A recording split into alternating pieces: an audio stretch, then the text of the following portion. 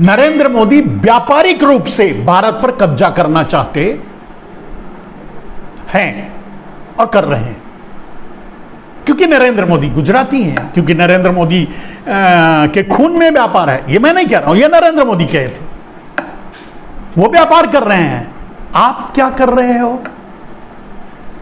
आप झंडा उठा करके मस्जिद के सामने नारे लगा रहे हो, जय श्री राम। आप क्या कर रहे हो? आपको क्या मिला? नरेंद्र मोदी को तो पूरा देश मिल गया, नरेंद्र मोदी ने तो पूरा देश खरीद लिया, नरेंद्र मोदी ने तो पूरे देश की ऐसी की तैसी कर दी, लेकिन आपको क्या मिला? नारा लगाते हुए कभी कभी जेल भी जा रहे हो, आपस में लड़ मर रहे हो। नरेंद्र मोदी क्या कर रहे हैं? चलिए एक बात बताइए, कोई गुजराती सामने आ रहा है जो जय श्री राम का नारा लगाते हुए कहीं मस्जिदों पर हमला कर रहा है, कहीं ऐसे कर रहा है? कहीं देख रहे हो आप? क्यों मर रहे हो भाई? बहुत गांव में एक कहावत थी, चलाक मूर्ख के पास पैसा रहे तो चलाक खाए बिना न मरी। मूर्ख पूरा देश है और चलाक अकेले नरेंद्र मोदी हैं, बस अगर उसको शब्दों में कहा जाए तो। हम अपने लिए भी कह रहे हैं, आप इसे गलत मत समझिएगा कि बुद्धिमान तो अकेले अब नरेंद्र मोदी ही बचे हैं, जो पूरा देश खरीदने निकले हैं, पूरा देश खरीद भी रहे हैं और लोग मूर्खों की तरफ तालियां भी बजा रहे हैं। उनको इतनी सी बात नरेंद्र मोदी की ही कही बात नरेंद्र मोदी से आप पूछ नहीं सकते, फिर आपसे हम क्या उम्मीद करें? आपको हम जगाएं तो क्या जगाएं, क्या बताएं? चलिए अब आता है पॉइंट कि 600 लाख करोड़ में से 300 लाख करोड़ जब नरेंद्र मोदी के पास मिला तो उसको अंडरग्राउंड तरीके से भारत में लाने की कोशिश करने लगे। परिणाम और प्रूफ आपके सामने है। भारत में बन रहे भारतीय जनता पार्टी के कार्यालय, 5 स्टार कार्यालय इन दिल्ली, चुनावों में हो रहे खर्च और बहुत से प्रमाण, आरएसएस के बन रहे कार्यालय, आरएसएस की बढ़ती हुई संपत्ति, या फिर भगवा दलाल रामदेव जैसे लोगों का बढ़ता हुआ धन, या अडानी की दूसरे नंबर पर पहुंचने वाले, ये सारे प्रमाण आपके सामने हैं। किसी ने ये लिखा, किसी ने ये कहा कि भाई अडानी कर भी नहीं देता, मतलब टैक्स भी नहीं देता, और उसकी संपत्ति बढ़ती कैसे जा रही है?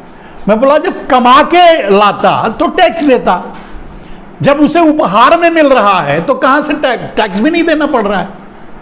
तो उसकी संपत्ति वो कमा रहा होता, अगर उसकी संपत्ति काम से बढ़ती तो एक अलग सिनेरियो होता।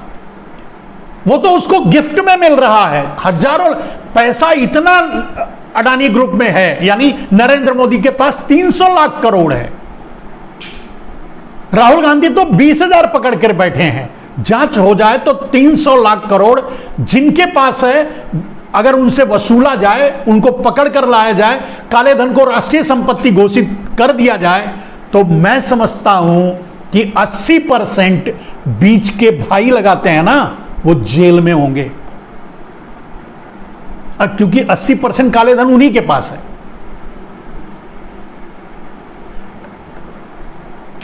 सब कुछ सामने है, क्लियर है। अडानी ही क्यों? अडानी की मित्रता है, अडानी उनको प्रधानमंत्री बनाने में मदद किया, अडानी उनको और दूसरे बहुत से माध्यम हैं जिनके द्वारा आपको ये सोशल मीडिया में कि कैसे, मतलब ये जहां जहां गए वहां अडानी को लेके गए, उनसे बिजनेस दिलवाया वगैरह वगैरह, ये सारी चीजें आपको पता हैं। लेकिन ये आपको पता नहीं है, या ये इस बात से आप अनभिज्ञ हैं, या जानना नहीं चाहते, या सुनने के लिए तैयार नहीं, या मानने के लिए तैयार नहीं है कि नरेंद्र मोदी के पास तो अथाह पैसा है। दुनिया में दुनिया के सबसे बड़े, दुनिया का सबसे बड़ा पैसे वाला अगर कोई है तो नरेंद्र मोदी है। 300 लाख करोड़, अब कैलकुलेट कर लो दुनिया में किसके पास है 300 लाख करोड़ की संपत्ति दुनिया में आज किसके पास है? नए भारत का एक और भारत बनाया जा सकता है अगर ईमानदारी से हमारे पैसे हमको मिल जाए, यानी देश के पैसे देश को मिल जाए, जो नहीं देने दे रहे हैं नरेंद्र मोदी। आपके पास नरेंद्र मोदी को बदलने के अलावा कोई रास्ता नहीं है। आगे आने वाला आदमी उतना बढ़िया कर पाएगा, उससे बढ़िया कर पाएगा, ईमानदारी से कर पाएगा, ये अलग बात है, फिर लड़ाई चलती रहेगी। लेकिन कम से कम नरेंद्र मोदी ने तो बता दिया कि वो नहीं करेंगे। संसद में अडानी के खिलाफ जेपीसी बनने नहीं दी। अडानी के खिलाफ बनने का मतलब जेपीसी नरेंद्र मोदी के खिलाफ थी, मतलब अपने खिलाफ उन्होंने बनने नहीं दी, जिसे अरविंद केजरीवाल ने साफ कर दिया। मैं आपको यह भी बता दिया मेरे दोस्त कि अरविंद केजरीवाल के अलावा कोई और भारत में है ही नहीं जो सीधे यह बात कह सके कि सारी संपत्ति अडानी की नरेंद्र मोदी की बेनामी संपत्ति है। कोई और नहीं कहेगा, कोई और नहीं कह सकता राजनीति में। पूछो क्यों नहीं कहेगा? क्योंकि वरद हस्त हासिल नहीं है उसको। क्योंकि अरविंद केजरीवाल भी आरएसएस के ही चेले हैं, गुरु भाई हैं नरेंद्र मोदी के। और आरएसएस अब नरेंद्र मोदी से हाथ खींचकर हो सकता है कि अरविंद केजरीवाल को के ऊपर रखना चाहता हो, क्योंकि नरेंद्र मोदी अब बदनाम हो चुके हैं। क्योंकि हो सकता है कि आरएसएस को ओवरटेक करके नरेंद्र मोदी 300 लाख करोड़ की हिस्सेदारी ली। चाहते तो 600 लाख करोड़ पूरा भारत को मिलता और काले धन को राष्ट्रीय संपत्ति घोषित की जाती। यह बात आरएसएस ने भी वादा किया था। आरएसएस के बहुत से नेता ऐसे हैं जिनके सिग्नेचर किए हुए, जिन्होंने वादा किया था कि मैं काले धन को राष्ट्रीय संपत्ति घोषित करवाऊंगा।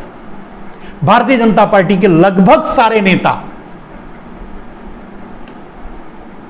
भारत स्वाभिमान के पेपर पे दस्तखत किए हुए हैं कि मैं ये करूंगा। और सबसे पहला, सबसे मुख्य काम था काले धन को राष्ट्रीय संपत्ति घोषित करना। बाकी और चीजें तो बाद में थी। और वहीं धोखा दे दिया नरेंद्र मोदी ने, गच्चा दे दिया।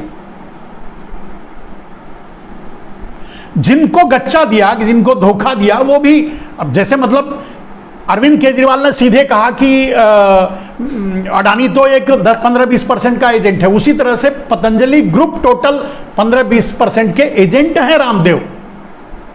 संपत्ति तो सारी नरेंद्र मोदी की है, सच यही है। इसीलिए बोल भी नहीं पाते, बोलेंगे तो जेल जाएंगे। रामदेव को कौन सी चुग्गा लग रहा था आप बताओ? जिनको जेट प्लस सुरक्षा मिली हुई है, किस लिए? क्या है रामदेव? किसका थ्रेट था? वो तो हिंदू मुसलमान की पहले बात भी नहीं करते थे, या और किसी तरह से वो कोई हिट लिस्ट में भी नहीं थे, कहीं किसी संगठन के या किसी कहीं उनका नाम भी नहीं था। वो तो कहते हैं वो संत हैं, उनके आगे पीछे कौन है, वो तो देश के लिए कर रहे हैं, स्वदेशी का आंदोलन वगैरह वगैरह ड्रामा। लेकिन जेट प्लस मिली हुई है, वो जेट प्लस सुरक्षा के लिए नहीं मिली हुई है, हाउस अरेस्ट रामदेव को किया गया है। हर जो भी जेट प्लस मिलने का मतलब रामदेव जो भी बोलेंगे, जहां भी बोलेंगे वो रिकॉर्ड होगा सुरक्षा के नाम पर। यानी रामदेव को हाउस अरेस्ट किया गया है, रामदेव को जेट प्लस उनकी सुविधा के लिए नहीं दिया गया है, उनको तो जरूरत ही नहीं थी।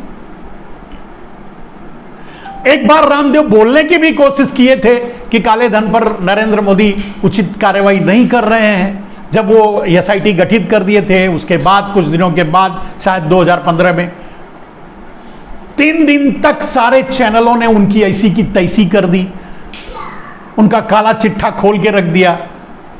उनके गुरु की हत्या से लेकर राजीव दीक्षित की हत्या से लेकर सब उनके ऊपर थोप दिया।